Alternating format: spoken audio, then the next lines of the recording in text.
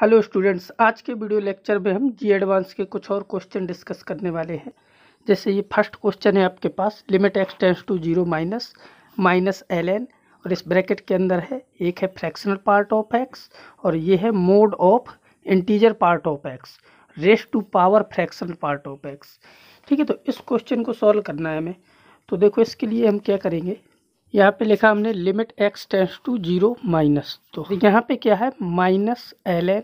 ठीक है, अब जैसे ये है फ्रैक्शनल पार्ट ऑफ एक्स, तो 0 के पहले से जा रहे हैं हम, 0 के लेफ्ट साइड से। तो इसको ऐसे समझो कि जैसे ये आपका 0 है, ठीक है, तो 0 के इस साइड से हमें जाना है। तो फ्रैक्शनल पार्ट ऑफ एक्स का जो ग्राफ होता है वो इस टाइप से होता है। ठीक है, इस प्रकार की वैल्यू, तो 0 के पहले की जो वैल्यू होगी, जैसे हम 0 माइनस एच फ्रैक्शनल पार्ट के अंदर पुट करेंगे। ठीक है, 0 माइनस एच बोलो या एक्स बोलो, तो ये आपकी वैल्यू ऐसे देगा 1 माइनस एक्स। यहाँ पे क्या है कि फ्रैक्शनल पार्ट ऑफ एक्स, तो इसकी वैल्यू कुछ इस प्रकार से आएगी, 0 के पहले जाने में 1 माइनस एक्स। ठीक है, इसके बाद क्या है आपका इंटीजर पार्ट ऑफ एक्स, तो इसमें 0 के पहले जाओगे तो इसकी वैल्यू होगी -1। ठीक है, इंटीजर पार्ट 0 के पहले माइनस में वैल्यू देगा, तो ये होगी -1। बट इसमें लगा है मोड, उसकी वजह से इसकी वैल्यू क्या मिल जाएगी हमें, +1। ठीक है, और इसके बाद जो ऊपर ये आपका है फ्रैक्शनल पार्ट ऑफ एक्स, इसकी वैल्यू हो जाएगी 1 माइनस एक्स।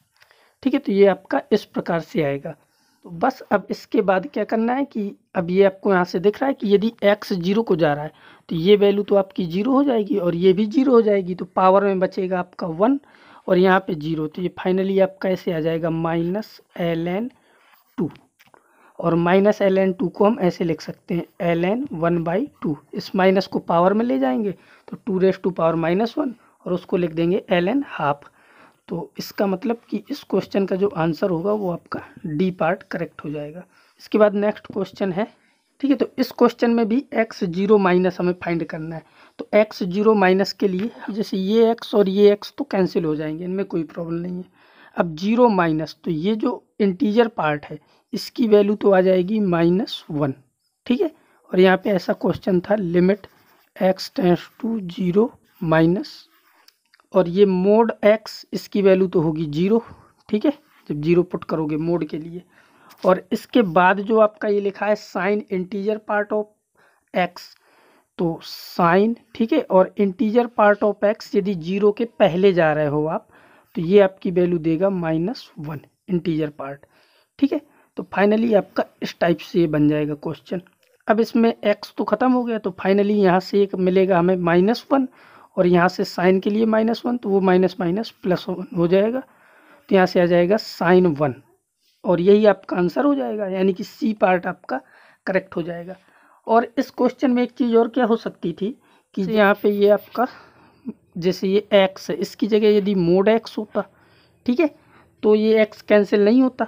बट इसमें होता क्या कि जैसे यहाँ से तो x 0 के पहले से जाते, तो मोड x की वैल्यू आपको पता है 0 के पहले जाने में मोड x की वैल्यू आती -x। ठीक है, तो एक माइनस एक्स्ट्रा आ जाता और इसके बाद ये x से x कैंसिल हो जाता। ठीक है, बट डिनोमिनेटर में एक माइनस रह जाता, तो फाइनल जो आपका आंसर जो फाइनल आपका आंसर sin1 आया था, इसके आगे एक माइनस आ जाता, यानी कि फिर आपका ऑप्शन ए करेक्ट हो जाता यदि डिनोमिनेटर में मोड x होता तो। ठीक है, बाकी तो इसका आंसर सी ही होगा। इसके बाद नेक्स्ट क्वेश्चन ये है, तो इसमें जैसे x टेंड्स टू 1 है और ये लिमिट एग्जिस्ट कर रही है, तभी तो इसकी वैल्यू 5 आई है। और यदि ये लिमिट एग्जिस्ट कर रही है तो इसका मतलब मैंने x 1 को जा रहा है। ठीक है, तो 1 का मतलब कि यहाँ पे 1 रखा तो डिनोमिनेटर 0, और यदि डिनोमिनेटर 0 हो रहा है और ऊपर कोई फाइनाइट वैल्यू आएगी तो फिर ये लिमिट एग्जिस्ट नहीं करेगी। तो इसका मतलब कि जो न्यूमरेटर है ये भी 0 होना चाहिए, क्योंकि डिनोमिनेटर 0 हो रहा है और न्यूमरेटर 0 होगा तो ये 0/0 फॉर्म बनेगी। ठीक है, और 0/0 फॉर्म बनने से फिर ये इवेलुएट हो जाएगा, तो 5 आ गया होगा। ठीक है, तो इसका मतलब कि यदि डिनोमिनेटर 0 है तो न्यूमरेटर को भी 0 होना चाहिए। ठीक है, तो इसके अकॉर्डिंग 1 का स्क्वायर -a × 1 + b = 0 आना चाहिए। इसका मतलब कि 1 - a + b इक्वल टू क्या मिलना चाहिए, 0। ठीक है, ये आपकी पहली कंडीशन हो गई। अब हमने जैसे न्यूमरेटर को 0 किया है तो फिर ये एग्जैक्ट 0/0 फॉर्म ही बनेगी, क्योंकि हमने न्यूमरेटर को 0 कर रखा है। और यदि 0/0 फॉर्म बनती है तो फिर हम अपना LHR लगा सकते हैं, यानी कि एल हॉस्पिटल रूल अप्लाई किया जा सकता है। तो LHR के अकॉर्डिंग, ठीक है, हमने LHR अप्लाई किया तो ये ऐसे आएगा, लिमिट x टेंड्स टू 1, ठीक है, और ऊपर वाले का डेरिवेटिव हो जाएगा 2x माइनस a, ठीक है, और डिनोमिनेटर का डेरिवेटिव 1, और ये किसके इक्वल है, 5 के। हमने x की जगह 1 रखा तो ये हो गया 2 माइनस a इक्वल टू 5। तो यहाँ से a बराबर क्या मिल जाएगा, -3, ठीक है। और जो वैल्यू पूछी है वो b की फाइंड करनी है हमें, तो a की वैल्यू आ गई -3। अब -3 को यहाँ पे पुट कर दोगे, यहाँ a की जगह -3 रख दिया जब हमने, ठीक है, तो यहाँ से -3 और ये माइनस पहले से था, ये प्लस हुआ हो जाएगा, प्लस b इक्वल टू 0। तो यहाँ से b बराबर क्या आ जाएगा, -4। इसका मतलब कि ऑप्शन ए आपका करेक्ट हो जाएगा। इसके बाद आपका नेक्स्ट क्वेश्चन है इस टाइप का। तो इसमें क्या है कि n इन्फिनिटी को जा रहा है, ठीक है, तो ये जो पार्ट है ये ग्रेटेस्ट इंटीजर फंक्शन है, जो ये r लिखा है ये इस ब्रैकेट के अंदर, तो ये ब्रैकेट यहाँ पे डिनोट कर रहा है ग्रेटेस्ट इंटीजर फंक्शंस को, ठीक है। तो हमें यहाँ पे इस लिमिट की वैल्यू फाइंड करनी है। तो यहाँ पे हम एक चीज़ अप्लाई करते हैं कि हमने यहाँ पे, तो इसके लिए हमने r इक्वल टू 1 ले लिया, ठीक है। ऐसा क्यों किया अभी ये समझ में आ जाएगा। तो जैसे r इक्वल टू 1 लिया तो फिर यहाँ से आ जाएगा k इक्वल टू, ठीक है, limit n tends to infinity, ठीक है। और न्यूमरेटर में क्या है, जैसे ये इंटीजर पार्ट के अंदर r2 r3 r ऐसे n r तक है, तो r तो 1 हो गया, तब ये इस प्रकार से आएगा, इंटीजर पार्ट के अंदर 1, ठीक है, प्लस इंटीजर पार्ट के अंदर 2 प्लस एन सोन, ऐसे लास्ट में क्या होगा, n, और डिनोमिनेटर में आपका क्या है, n², ठीक है। तो फाइनली आपका क्वेश्चन इस प्रकार से हो जाएगा। अब यहाँ पे k इक्वल टू ये आ जाएगा, limit n tends to infinity, और इंटीजर पार्ट 1 2 3, इन सब की जो इंटीजर हैं तो ये डायरेक्ट इनकी वैल्यू होती है 1, जैसे इंटीजर पार्ट 1 1 होता है, 2 2 होता है, ठीक है, ऐसे 3 3 होता है, प्लस एन सोन, और फाइनली लास्ट में n आ जाएगा, और डिनोमिनेटर में क्या है आपका n²। अब ऊपर जो ये टर्म लिखे 1 2 प्लस 3 एन सोन n तक, तो ये तो आपका सिग्मा n लिखा है, और इसकी वैल्यू आपको पता है क्या होती है, सिग्मा n की value n into n plus 1/2, ठीक है, और डिनोमिनेटर में n² पहले से था। तो फाइनली यहाँ से k इक्वल टू क्या आ जाएगा, अब लिमिट चूंकि इन्फिनिटी को जा रही है तो हायर पावर होगी जिसमें वो ही डोमिनेटिंग टर्म होगा, तो ऊपर से हायर पावर क्या है, n², और डिनोमिनेटर में क्या है 2n², तो ये और ये कैंसिल हो जाएंगे, तो आंसर आ जाएगा आपका 1/2। अब हमने 1 किसको बोला था शुरुआत में, r को, r इक्वल टू 1 बोला था, तो 1 की जगह फिर से वापस यहाँ पे क्या लिख देंगे, r, तो यहाँ से k इक्वल टू क्या आ जाएगा, 1 की जगह रख दिया मैंने r, तो r/2। तो आपका जो फाइनल आंसर होगा वो हो गया r/2। अब यहाँ पे ऑप्शन चेक कर लो, तो r/2 आपका कहाँ पे मिल रहा है, बी पार्ट में, तो ये आपका आंसर हो जाएगा। इसके बाद नेक्स्ट क्वेश्चन है जैसे ये, तो इसमें कह रहा है find the value of f0 if f(x) is continuous function in any point of domain. तो ये जो f(x) है ये कॉन्टिन्यूअस फंक्शन है, तो हमें f0 फाइंड करना है। तो जैसे आप डायरेक्ट x की जगह 0 रख दोगे इसमें, तो ये आपको दिख रहा है कि ऊपर 0 मिलेगा, नीचे 0, ये अनडिफाइंड हो जाएगी वैल्यू। तो डायरेक्ट तो हम 0 फाइंड कर नहीं सकते, यानी कि 0 रख नहीं सकते इसमें, बट हम इसकी लिमिटिंग वैल्यू जरूर फाइंड कर सकते हैं यदि हम दोनों पक्षों में लिमिट x टेंड्स टू 0 ले लें।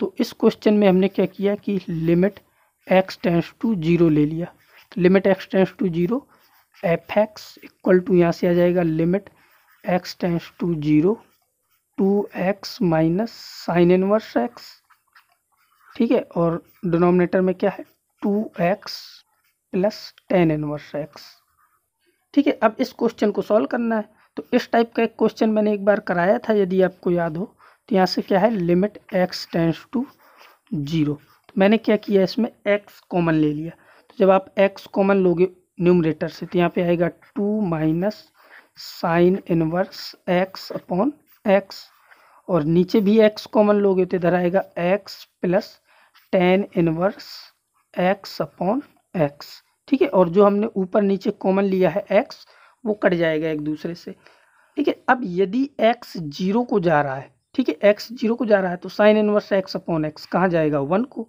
और tan inverse x upon x ये भी 1 को जाएगा, तो ये दोनों वैल्यू 1 को चली जाएंगी।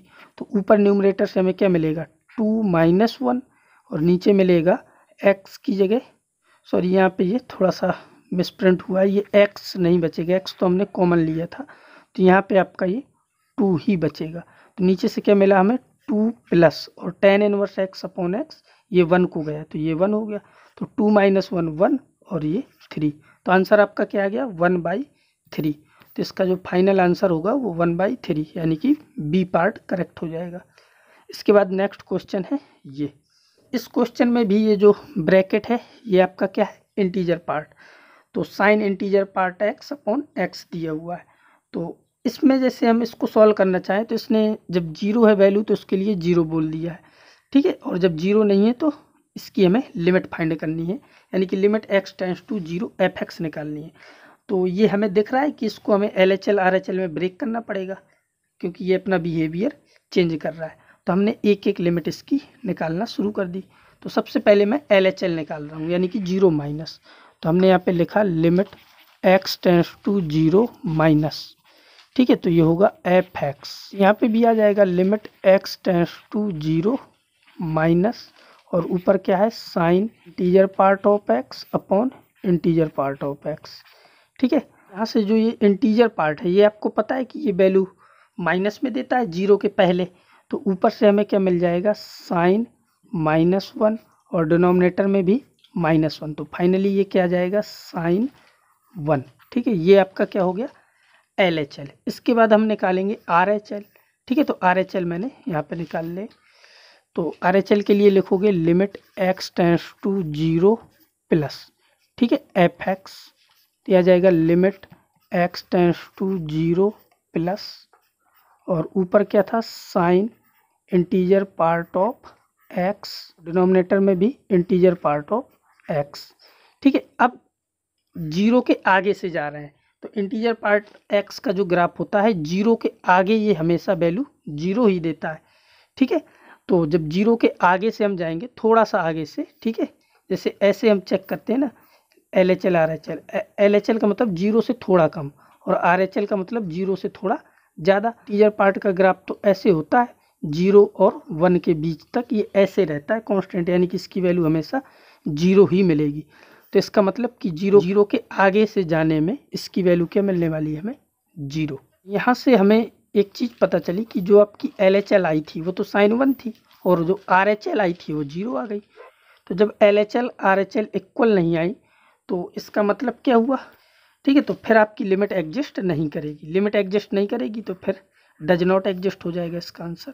तो ऑप्शन में चेक करते हैं, जैसे 1 0 -1, तो ये तो कोई आंसर होंगे ही नहीं, डज नॉट एग्जिस्ट होगा, तो इसका मतलब नन ऑफ दीज, ये आपका सही है।